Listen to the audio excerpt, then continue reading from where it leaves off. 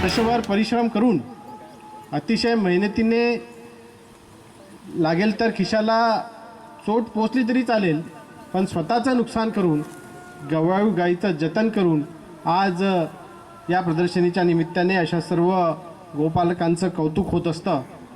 परंतु या सर्व सोहळ्याच्या निमित्ताने मी जिल्हा परिषद वर्धा, पशुसंवर्धन विभाग वर्धा यांचे मनापासून आभार व्यक्त करतो की त्यांनी दरवर्षीप्रमाणे यावर्षीसुद्धा ही संधी या ठिकाणी आपल्या गोपालकांना गेली. आणि विशेषतः गवळी समाजाचे मनापासून आभार व्यक्त करतो. खरं तर गवळी समाज असेल किंवा जिल्हा परिषदचा पशुसंवर्धन विभाग असेल, हे दोन घटक जर या प्रदर्शनीतून बाहेर काढलं तर काहीच उरत नाही. आणि या दोन घटकांच्याच भरोशावर ही प्रदर्शनी, हे गवळाऊ वंशाचं जतन या ठिकाणी सुरू आहे. आपल्याला सर्वांना अतिशय अभिमानाची बाब आहे की ही गवळाऊ गाय आपल्या परिसरात आहे.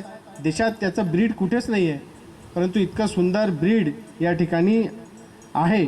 आणि ही आपलं एक राष्ट्रकार्य आहे, एक सामाजिक कार्य आहे की या ब्रीडचं जतन करणं, पुढच्या भविष्यातल्या पिढींसाठी ते उपलब्ध करून देणं.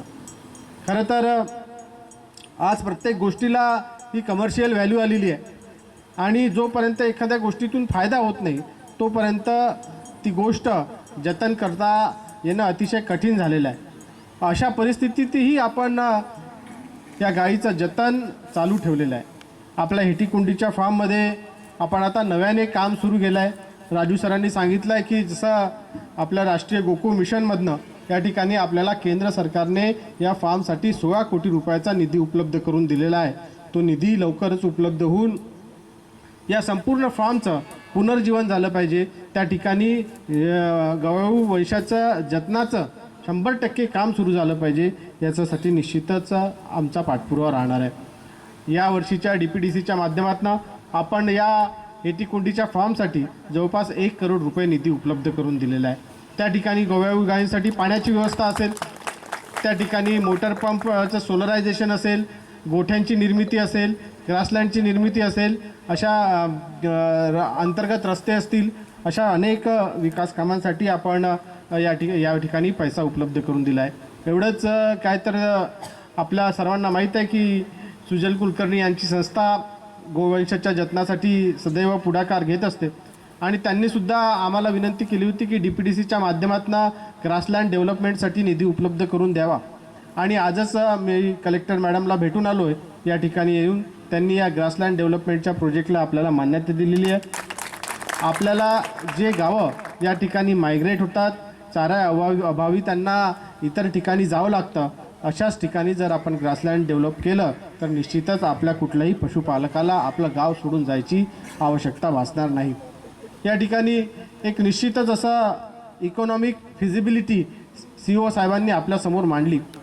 साधारणतः ज्या HF गाई असतात किंवा जर्सी गाई असतात त्या 25-26 लिटरपासनं 1 किलो त्याचं तूप बनत असतं.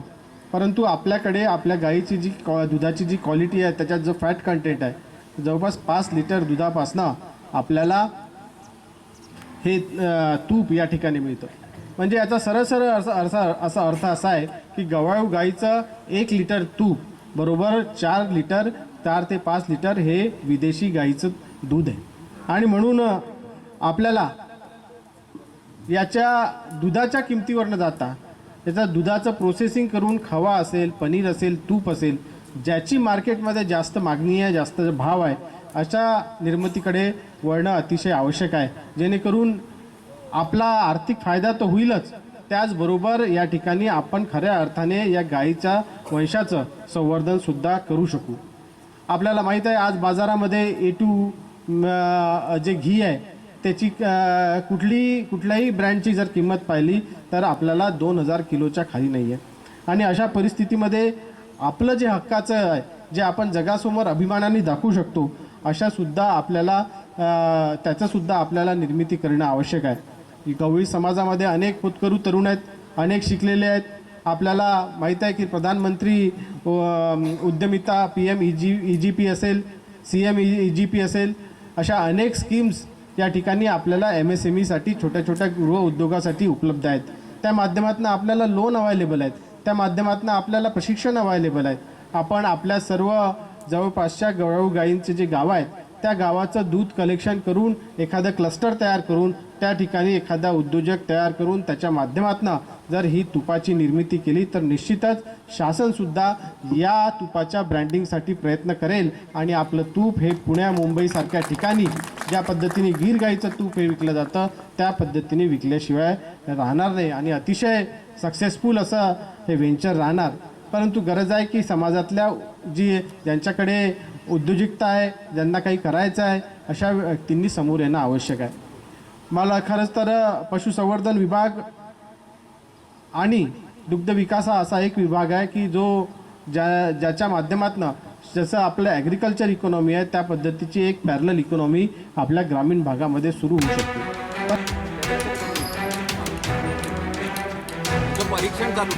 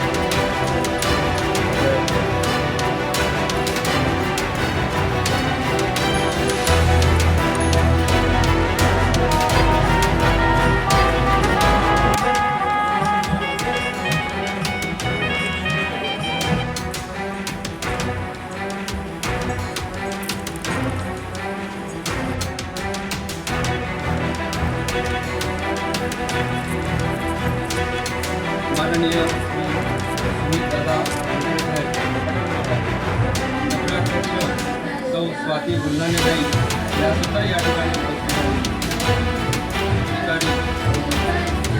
श्री पराग सोमणकर या ठिकाणी उपस्थित आहेत.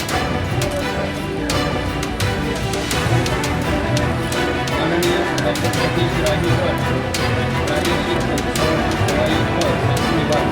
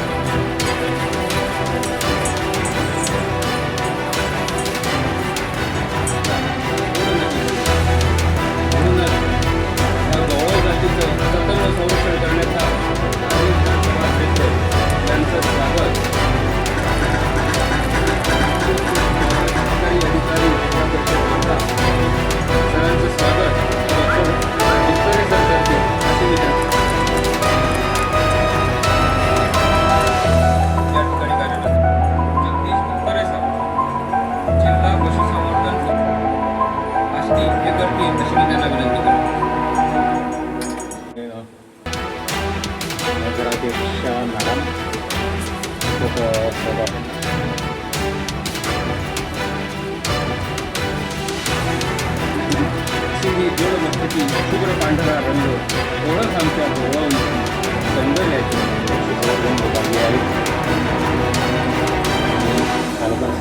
गोवा ब्रिडर्स असोसिएशन आणि आमचे विभागीय आयुक्त राजू सर यांनी जसं देवणी डांगे खिल्लार महाराष्ट्रभर आहेत त्या प्रमाणामध्ये गोवा